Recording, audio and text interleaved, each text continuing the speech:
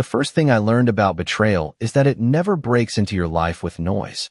It rewrites it in silence while you keep calling it normal. My name is Ethan Carter, 38 years old, based in Evanston, Illinois, working logistics operations for a regional supply firm that moves everything from industrial parts to medical equipment across 5 Midwestern states. I built my routines the same way I built my systems at work. Predictable inputs, measurable outputs, no wasted motion. Olivia Carter fit into that structure once, like a clean line on a spreadsheet. 7 years of marriage created habits we both stopped questioning: shared accounts, synchronized calendars, and conversations that used to run deep before slowly compressing into logistics and timing. That morning started like any other weekday. I managed remotely from home, laptop open, dashboards updating, shipment routes adjusting in real time. Olivia entered the kitchen earlier than usual.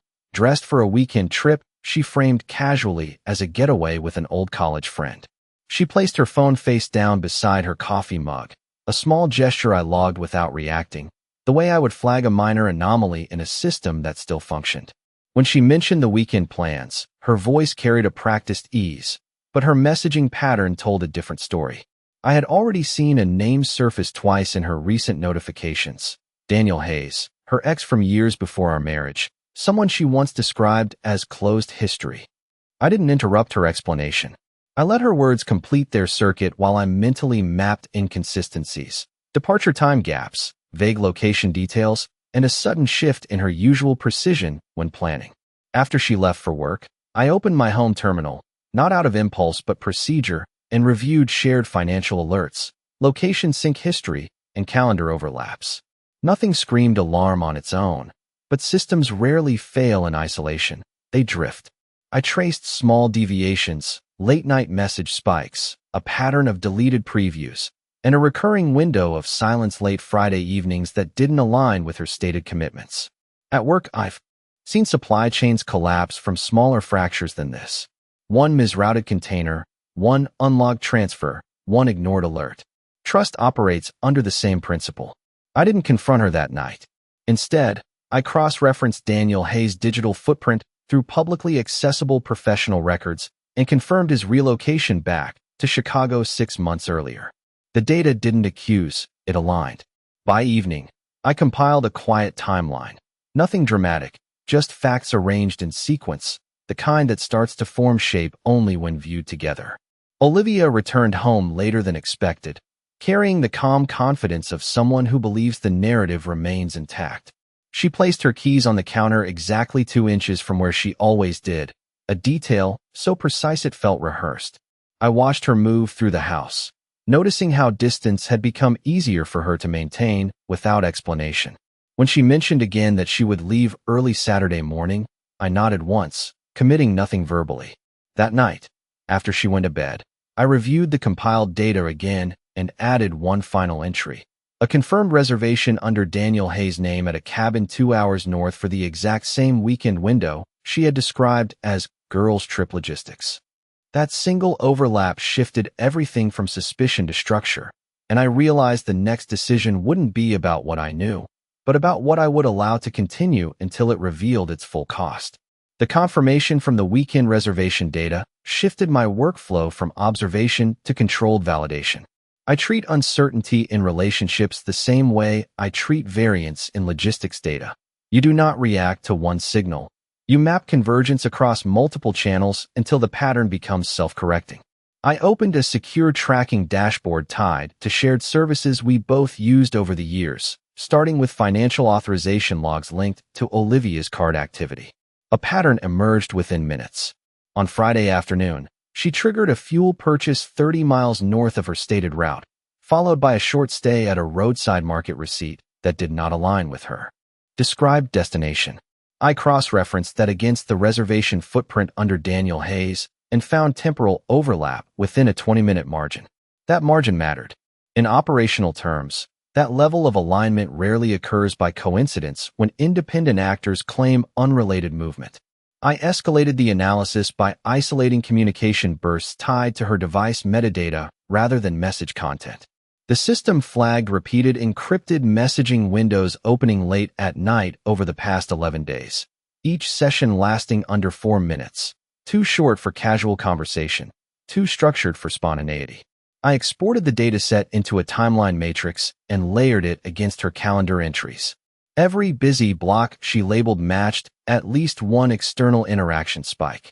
I did not interpret emotion. I let the structure speak. While this unfolded, Olivia returned from work and maintained her usual rhythm, placing her bag in the same corner of the entry table, checking her phone with practiced discretion, and offering small fragments of conversation about upcoming errands.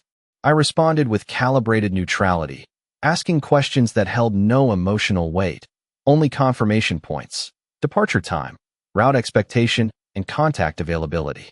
Each answer added refinement to the model forming in my head.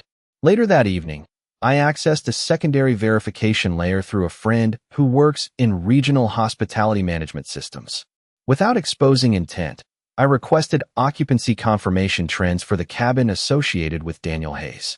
The response confirmed a 2-person booking under a flexible check-in policy, extended stay option activated, and payment processed through a split method combining personal card usage with a digital wallet tied to a second registered device. That second device identifier matched historical traces connected to Olivia's phone cluster. At that point, the structure stopped behaving like suspicion and started behaving like documentation. I compiled everything into a single encrypted file labeled under a neutral project name used in my work system for anomaly audits. I did not prepare confrontation. I prepared separation logic, asset segmentation, account isolation thresholds, and legal entry points for immediate dissolution without shared exposure risk. I also contacted a legal advisory service under a consultation alias, requesting clarification on expedited divorce procedures in Illinois involving verified infidelity indicators supported by digital and financial trace evidence. The attorney assigned to the case outlined preliminary steps that required no prior notice to the other party, only proper documentation sequencing and controlled timing. I scheduled the follow-up without hesitation. When Olivia mentioned again her weekend departure during a brief exchange before bed, her tone carried a subtle satisfaction, as if distance itself confirmed stability. I acknowledged her words without resistance, then adjusted my internal timeline, moving execution planning 24 hours forward. Before sleeping, I locked the compiled file, mirrored it across 3 separate secure locations, and initiated a passive alert system tied to her account activity for the weekend window. At 2:13 a.m., the system triggered an unexpected update. Olivia's device connected briefly to a network registered inside Daniel Hayes' residence zone, earlier than the scheduled departure window I had mapped. That single deviation changed the equation entirely, suggesting the timeline I had built no longer represented future intent, but ongoing action already in motion. The moment the system logged the early network connection, I shifted from passive validation to active containment modeling. In my work, timing anomalies always reveal intent before words do, so I rebuilt the timeline using real-time location inference layers tied to device handshake patterns rather than declared GPS positions. Olivia's device cluster showed a second sustained presence inside Daniel Hayes' residential zone beginning at 1:58 a.m., extending beyond a simple transition window. That pattern eliminated the possibility of delayed travel and replaced it with immediate co-location behavior. I opened a financial tracing layer next, focusing on shared subscription footprints and microtransactions that often go unnoticed in standard reconciliation. A rideshare authorization appeared under Olivia's account at 1:41 a.m., originating less than 3 blocks from Daniel Hayes' verified address. That transaction did not align with her stated schedule, which still claimed morning departure plans. I expanded the audit into communication metadata rather than content, extracting frequency spikes between 2 endpoints labeled under anonymized routing profiles. The signal density between those endpoints increased sharply after midnight, forming a compressed cluster pattern typical of coordinated planning cycles rather than casual messaging. I consolidated these findings into a structured escalation file and cross-linked it with the legal framework I had already prepared earlier, including asset segregation triggers tied to infidelity verification clauses under Illinois domestic law. Each element reinforced the same conclusion. The weekend narrative had already collapsed before it officially began. While this analysis progressed, Olivia remained inside the house, maintaining a normal conversational rhythm that contrasted sharply with the data flow unfolding in parallel. She asked routine questions about household timing and upcoming work commitments, and I answered with minimal variance, keeping my responses aligned with observed behavior rather than emotional interpretation. I began mapping financial exposure next, focusing on joint account liquidity thresholds and automatic transfer triggers that could activate during marital dissolution proceedings. I flagged 3 accounts with high exposure risk due to shared authorization structures and initiated preemptive isolation protocols through my banking interface, reducing joint visibility without triggering immediate alerts. At the same time, I contacted the legal consultant again using the secured channel, providing updated evidence markers including timestamped network convergence, financial transaction misalignment, and verified cross-location presence data.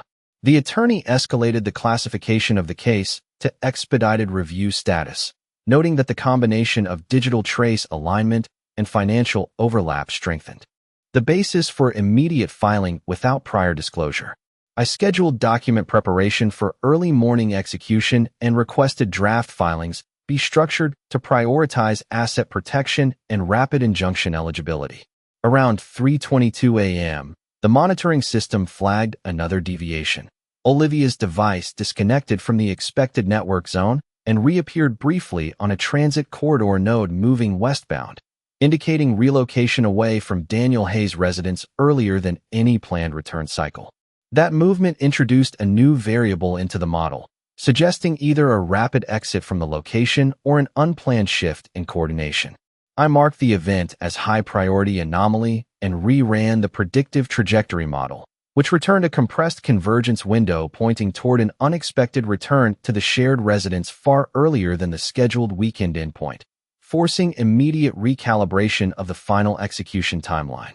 The recalibration triggered by the unexpected movement forced me to compress the entire operational model into a single execution window. I restructured the timeline architecture again, this time prioritizing live convergence points instead of predictive flow. Olivia's device trajectory no longer followed a stable arc toward a single destination. Instead, the signal oscillated between 2 active nodes, one aligned with Daniel Hayes' residential cluster and another moving along a return vector toward our shared address. That dual-state pattern indicated rapid decision switching, a behavior that usually appears when an individual attempts to stabilize conflicting commitments under time pressure. I escalated the financial monitoring layer to real-time mode, focusing on transaction authorization attempts rather than completed transactions. At 4:07 a.m., Olivia initiated a pending authorization on a fuel purchase positioned along the highway corridor leading back into Evanston. That action confirmed physical movement toward return, but the overlapping location trace still showed intermittent proximity pulses near Daniel Hayes' network footprint, suggesting a delayed separation from that environment rather than clean departure. I integrated this contradiction into the legal exposure model because inconsistent movement patterns often strengthen evidentiary weight in dissolution proceedings when paired with verified digital logs. I then opened the asset firewall protocols I had prepared earlier and tightened thresholds on joint account liquidity transfers, reducing exposure radius from 72 hours to 6 hours of transactional lag. This ensured any sudden withdrawal or reallocation attempt would trigger immediate alert rather than delayed reconciliation. While executing these adjustments, I received a synchronized update from the hospitality data stream tied to Daniel Hayes' property. The system logged a checkout sequence initiated at 4:11 a.m., followed by a secondary vehicle exit captured through gate telemetry, confirming departure from that location. That single data point reshaped the entire behavioral map. Olivia's movement no longer reflected ongoing co-location, but rather a coordinated exit sequence that broke earlier than any planned itinerary I had reconstructed. I cross-verified the exit timestamp with her device relocation pattern and identified a sharp divergence at exactly the same minute range, meaning physical separation had completed while digital traces still lagged behind. I prepared the final pre-filing packet for legal execution, attaching 3 layers of verification: financial misalignment indicators, location convergence failure logs, and communication density spikes. Each layer reinforced the same conclusion that control over the shared narrative had already shifted. At 4:19 a.m., Olivia's device re-entered the primary highway corridor leading directly toward Evanston, triggering a live route projection that placed her arrival within 48 minutes. I adjusted my internal response window accordingly, shifting from analysis mode into final containment readiness. I reviewed the home account structure one final time, isolating emergency access credentials and locking secondary transfer permissions that could be activated through shared authentication. Every system now operated under controlled restriction, leaving only observation. Channels active. At 4:27 a.m., a new notification arrived through the location sync layer, showing Olivia's device briefly stopping at a service point 12 miles from home.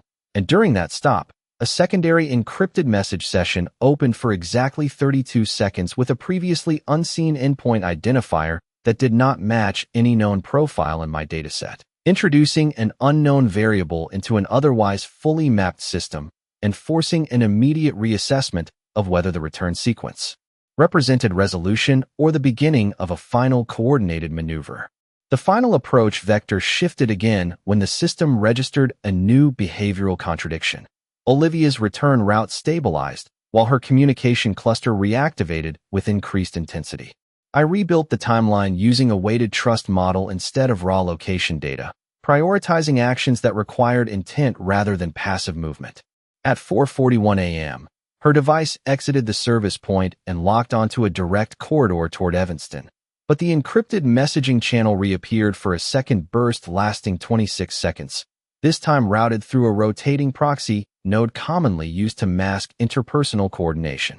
That detail forced me to widen the scope beyond physical movement and into behavioral sequencing. I opened the financial control layer again and ran a reverse audit on joint account microaccess events. A single attempt surfaced at 4:44 a.m., an authorization ping targeting a shared emergency savings account, immediately followed by a cancellation triggered within seconds. That push-and-pull pattern indicated hesitation under external influence or synchronized decision conflict. I logged it as a high-volatility signal. At the same time, I finalized the legal packet structure into 3 enforceable categories: documented infidelity indicators, financial instability risk due to unauthorized access attempts, and digital convergence proof linking Olivia's device to an external residential node outside declared travel intent. Each category carried its own evidentiary weight, but combined, they formed a closed loop that eliminated narrative ambiguity. I transmitted the compiled file to my legal counsel through the secured channel and requested immediate readiness for filing submission within a single execution window rather than staged delivery. While this process completed, Olivia's movement data shifted again, showing a deceleration pattern consistent with reentry into suburban perimeter roads leading directly toward our address. That deceleration did not match any prior stop behavior I had mapped for her, which suggested either a deliberate pause or an external instruction to delay arrival timing. I recalculated her estimated arrival window and compressed it to under 18 minutes, then activated final containment protocols across all shared systems, locking transactional permissions and isolating residual synchronization between her device and our household network. At 4:52 a.m., the monitoring system captured a final anomaly. Olivia's device briefly connected to a secondary unknown network node located within the same residential corridor as our home, but not registered to any known service provider or device history, indicating proximity to an unidentified intermediary channel operating within the final approach zone. And that discovery forced immediate reassessment of whether the next contact would come from her arrival at the door or from an unexpected digital intrusion already embedded inside the home network itself. The final 12 minutes before arrival forced a shift from predictive modeling into live operational control. I switched every monitoring layer into synchronous mode, removing latency buffers so each signal updated in real time rather than in aggregated intervals. Olivia's device now tracked along the final corridor into our neighborhood, but the earlier anomaly had not resolved. That unknown network node remained active inside the same residential grid, pulsing intermittently every few seconds like a secondary access point waiting for activation. I treated it as a parallel actor rather than noise and opened a localized network sweep across all household-linked devices, mapping every handshake attempt against known identifiers. At 5:03 a.m., Olivia's device crossed the last geofenced boundary and entered the immediate proximity radius of the house. Almost simultaneously, the unknown node initiated a short burst handshake targeting the home network's authentication layer.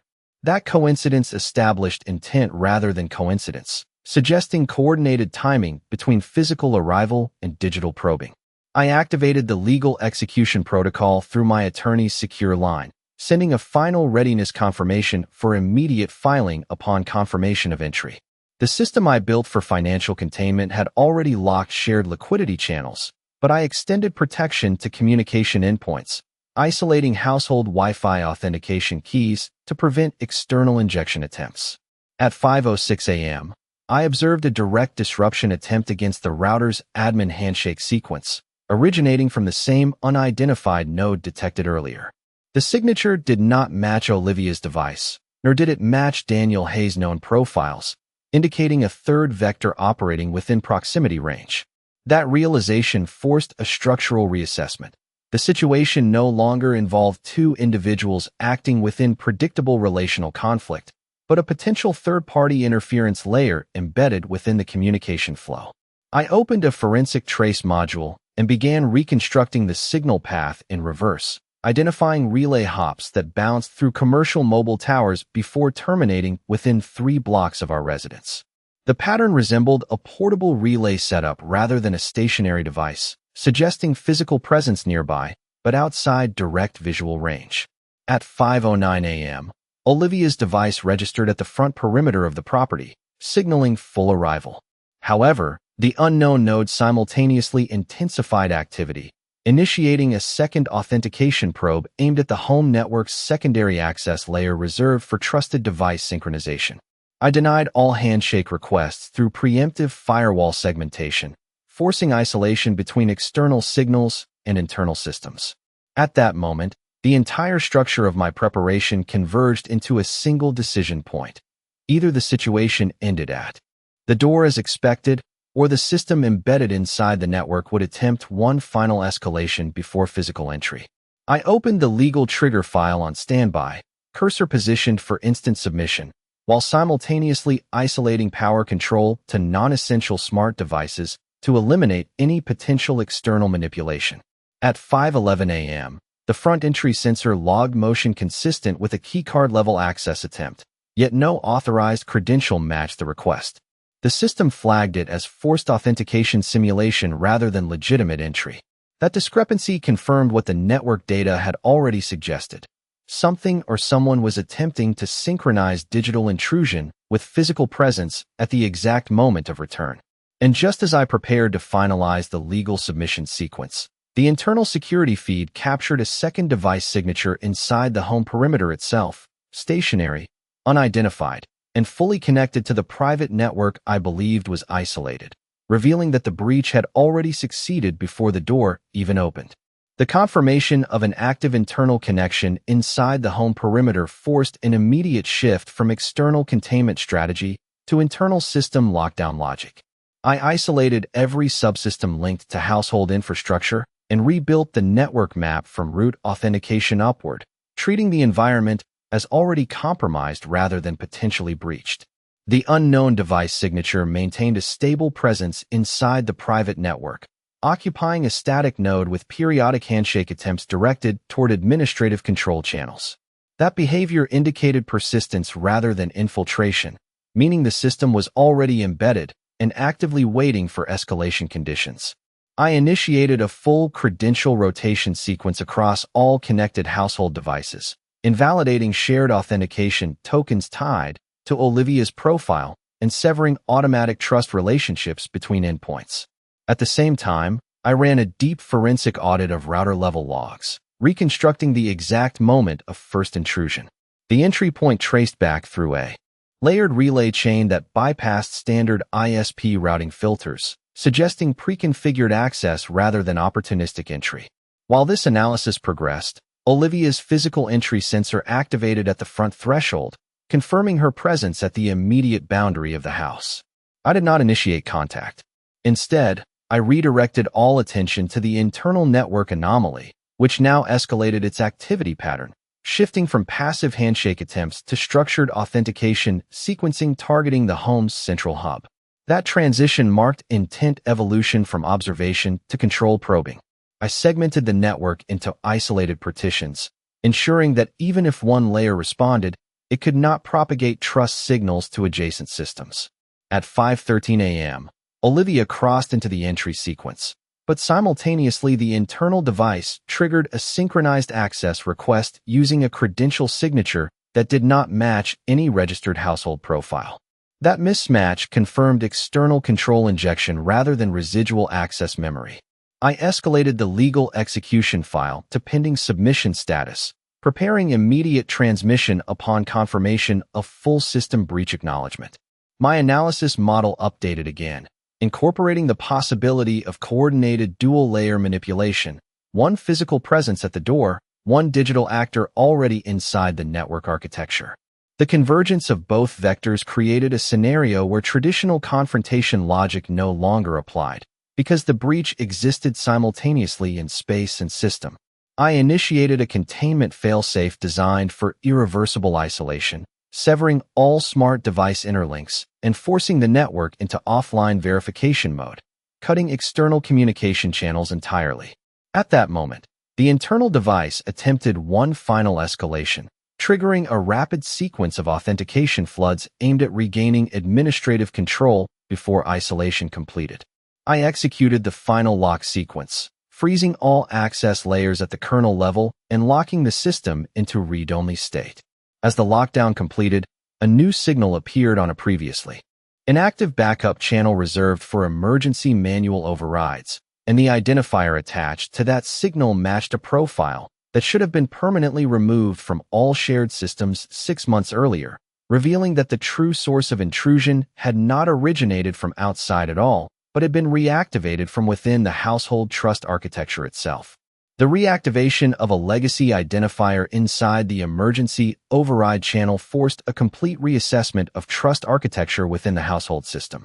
I isolated the backup pathway immediately and traced its authentication lineage through archived credential mappings stored in the earliest configuration layer of the network. The signature matched an account profile that had been formally revoked and manually deactivated during a prior full system reset cycle, which meant the access reemergence did not originate from external intrusion, but from residual authorization residue that had never been fully purged at root level. I expanded the forensic scope into historical access logs spanning the entire duration of the marriage record stored in the system, focusing specifically on privilege inheritance chains that survived multiple synchronization updates. That analysis revealed a dormant elevation token still tied to shared financial infrastructure, originally granted during the early years of joint account integration when trust protocols were still fully symmetrical. The presence of that token created a hidden escalation path capable of bypassing later restrictions if reactivated under emergency fallback conditions. At the same time, Olivia's physical entry progression reached the interior threshold, confirmed through biometric door synchronization logs. But her device presence remained secondary to the system anomaly now escalating inside the override layer.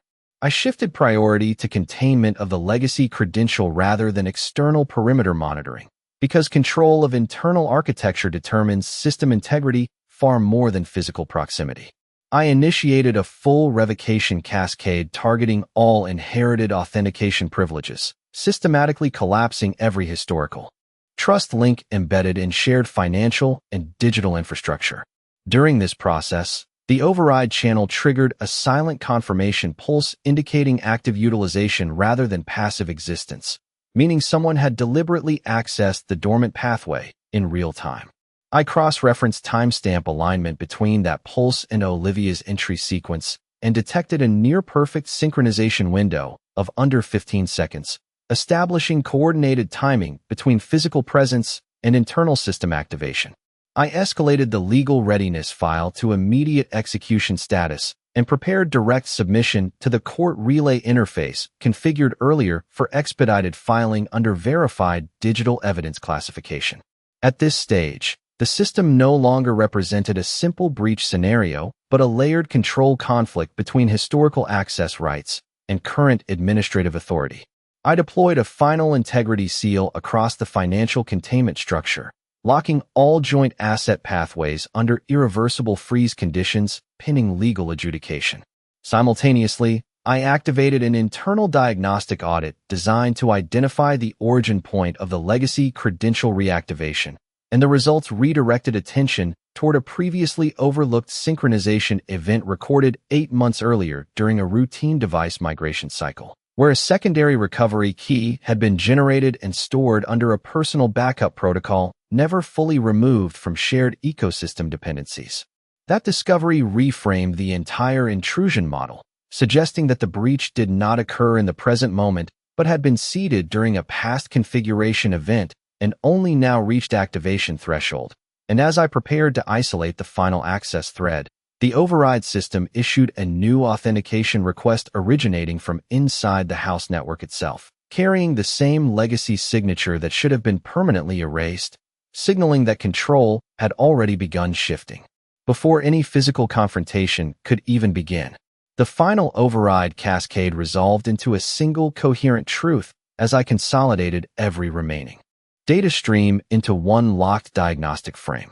The legacy authentication signature that reappeared inside the emergency channel no longer behaved like an isolated anomaly.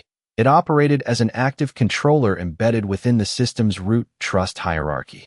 I initiated a full lineage reconstruction of that credential, tracing it back through every historical synchronization event tied to shared household infrastructure, financial platforms, and device pairing records. The result confirmed a structural reality I had not fully accepted until that moment.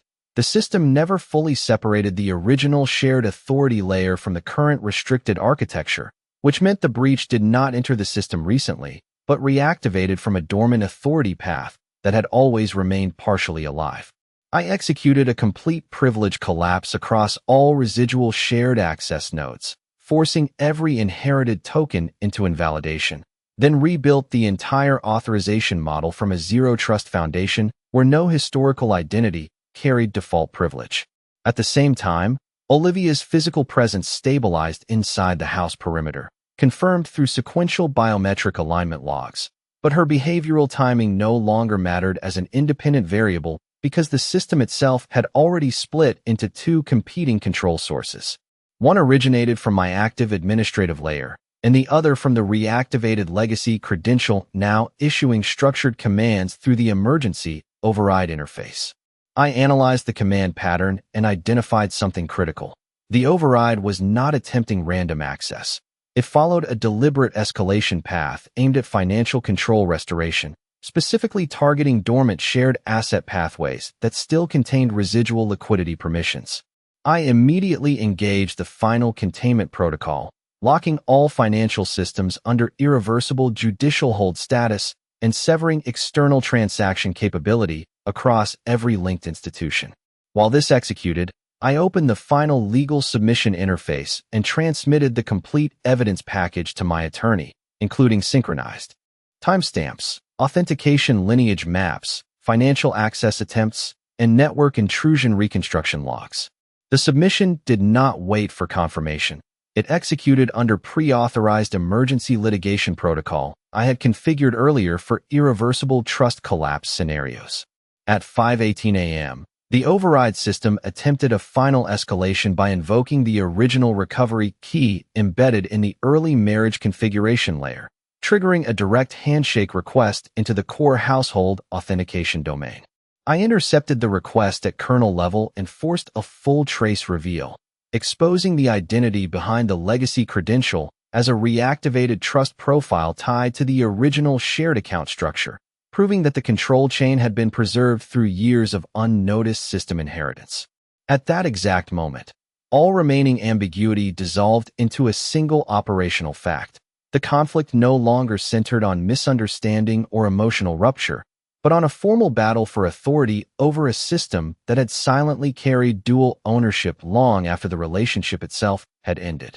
As the final lock engaged and every channel sealed into judicial hold, the system generated one last incoming signal through the emergency interface, and the name attached to that signal confirmed that the final attempt to regain control originated from the one person who should have been fully removed from administrative access months ago, forcing the entire situation into a definitive state where the last remaining question was no longer who had access, but how long they had been acting inside the system without my awareness.